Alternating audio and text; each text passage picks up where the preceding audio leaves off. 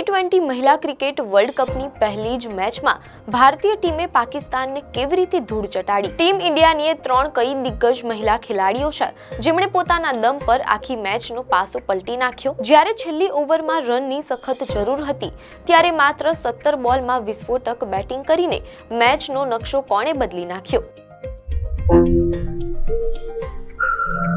નમસ્કાર દર્શક મિત્રો, ધ લોકસત્તા શોમાં આપનું સ્વાગત છે। ક્રિકેટ રસિકો માટે રમત જગતમાંથી એક ખૂબ જ મોટા અને ગર્વ લેવા જેવા સમાચાર સામે આવ્યા છે। ભારતીય મહિલા ક્રિકેટ ટીમે ટી20 મહિલા ક્રિકેટ વર્લ્ડ કપની ગ્રુપ સ્ટેજની પોતાની પહેલી જ મેચમાં પાકિસ્તાનની ટીમને મોટા માર્જિનથી હરાવી દીધી છે।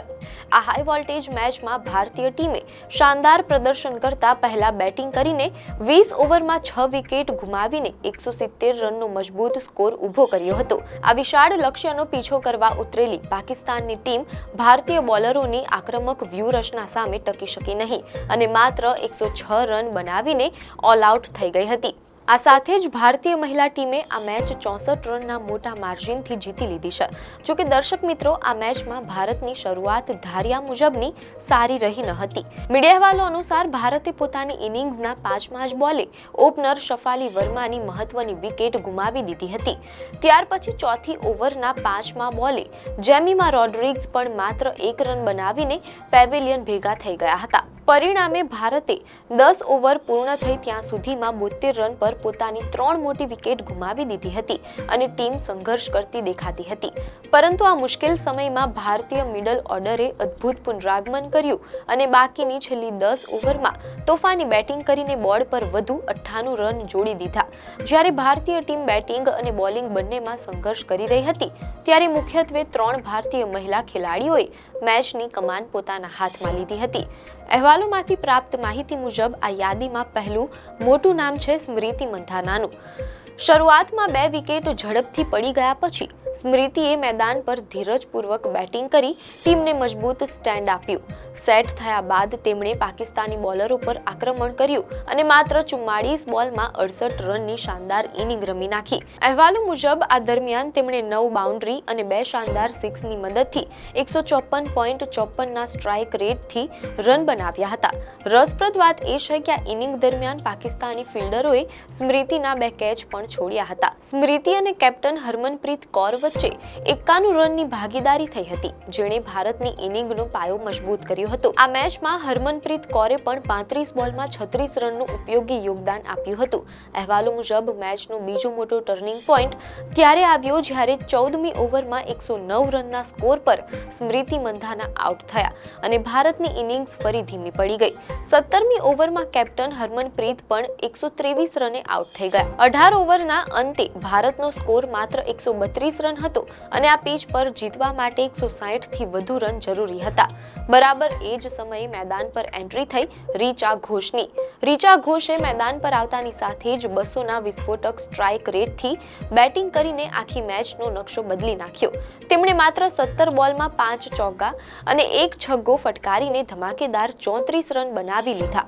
તેમની આ તોફાની ઇનિંગને કારણે ભારતે 19મી ઓવરમાં 23 રન અને 20મી ઓવરમાં 15 રન લીધા। રીચા ઘોષ જ્યારે છેલ્લી ઓવરના 5મા બોલે આઉટ થયા ત્યાં સુધીમાં ભારત 168 રને પહોંચી ચૂક્યું હતું। ઉપરાંત અહેવાલોમાંથી એમ પણ જાણવા મળેલ છે કે પાકિસ્તાનને ધીમી બોલિંગ કરવાનું ભારે પડ્યું અને નિયમ પ્રમાણે છેલ્લી 2 ઓવરમાં એક ફિલ્ડર ઓછી રાખવી પડી, જેનો પૂરો ફાયદો ભારતે ઉઠાવ્યો। હવે પાકિસ્તાન સામે જીતવા માટે 171 રનનો મોટો ટાર્ગેટ હતો। પાકિસ્તાનના ઓપનિંગ બેટર મુનીબા અલીએ પહેલા જ બોલે ચોગ્ગો ફટકારીને પોતાના આક્રમક ઇરાદા જાહેર કરી દીધા હતા અને 4 ઓવરમાં 37 રન બનાવી લીધા હતા। ભારતીય બોલરો વિકેટ લેવા માટે સંઘર્ષ કરી રહ્યા હતા ત્યારે કેપ્ટન હરમનપ્રીત કૌરે બોલિંગની કમાન ટીમની સૌથી અનુભવી ખેલાડી દીપ્તિ શર્માને સોંપી। મીડિયા અહેવાલો અનુસાર દીપ્તિ શર્મા જ્યારે પણ આઈસીસી ટુર્નામેન્ટ રમે છે ત્યારે તેમનો એક અલગ જ ફોર્મ જોવા મળે છે। દીપ્તિએ પોતાની પહેલી જ ઓવરમાં પાકિસ્તાનની ઓપનર ગુલ ફેરોઝાને આઉટ કરીને ભારતને પહેલી સફળતા અપાવી। આ પછી પણ જ્યારે પાકિસ્તાનની આયશા ઝફરે આવીને 2 બાઉન્ડ્રી ફટકારી ત્યારે દીપ્તિ શર્માએ ફરીથી પોતાની આગવી શૈલીમાં બોલિંગ કરીને આયશા ઝફરની વિકેટ પણ ઝડપી લીધી। દીપ્તિ શર્મા ઉપરાંત શ્રી ચરણીએ પણ શાનદાર બોલિંગ કરી સાયરા જાબીનને આઉટ કર્યા હતા। જો કે પાકિસ્તાન તરફથી ઓપનર મુનીબા અલી 41 રન બનાવીને એક છેડેથી લડી રહ્યા હતા, પરંતુ અહીં પણ દીપ્તિ શર્માનો જ જાદુ ચાલ્યો. શ્રેયંકા પાટીલની ઓવરમાં દીપ્તિ શર્માએ અદ્ભુત ફિલ્ડિંગ કરી અને એક સીધો જ થ્રો સ્ટમ્પ પર મારીને મુનીબા અલીને રનઆઉટ કરી દીધા. ત્યારબાદ પાકિસ્તાનના કેપ્ટન ફાતિમા સના પણ 0 રને આઉટ થયા અને છેલ્લી ઓવરમાં દીપ્તિ શર્માએ માત્ર 2 રન આપીને 3 વિકેટ ઝડપી પાકિસ્તાનની આખી ઇનિંગને 106 રનમાં સમેટી લીધી. દીપ્તિએ 4 ઓવરમાં માત્ર 10 રન આપીને 5 વિકેટ ઝડપી. મીડિયા અહેવાલોમાંથી જાણવા મળેલ છે કે મેચ જીત્યા બાદ દીપ્તિ શર્માએ જણાવ્યું કે આ પીચ પર બોલ ટર્ન થઈ રહ્યો હતો, તેથી તેઓ દરેક બોલે પોતાની ગતિ બદલી રહ્યા હતા અને ધીમી બોલિંગ કરવાની રણનીતિ તેમને કામ આવી ગઈ. આ મેચમાં શ્રી ચરણીએ 3 વિકેટ અને શફાલી વર્માએ 1 વિકેટ લીધી હતી. આ ભવ્ય જીત સાથે ભારતને મહત્વના 2 પોઈન્ટ મળ્યા છે અને ટીમ પોતાના ગ્રુપમાં બીજા સ્થાને પહોંચી ગઈ છે. અહેવાલો મુજબ આ ગ્રુપમાં 3.25ના નેટ રન રેટ સાથે ઓસ્ટ્રેલિયા પહેલા ક્રમે છે, જ્યારે ભારત 3.20ના નેટ રન રેટ સાથે બીજા અને બાંગ્લાદેશ ત્રીજા ક્રમે છે. દર્શક મિત્રો, ભારતીય મહિલા ટીમની આ ધમાકેદાર જીત અને દીપ્તિ શર્માના શાનદાર પ્રદર્શન વિશે તમારો શું અભિપ્રાય છે? અમને કમેન્ટમાં ચોક્કસ જણાવશો. આપને માહિતી સારી લાગી હોય તો વિડીયોને લાઈક અને શેર કરજો, ચેનલને સબસ્ક્રાઇબ કરજો.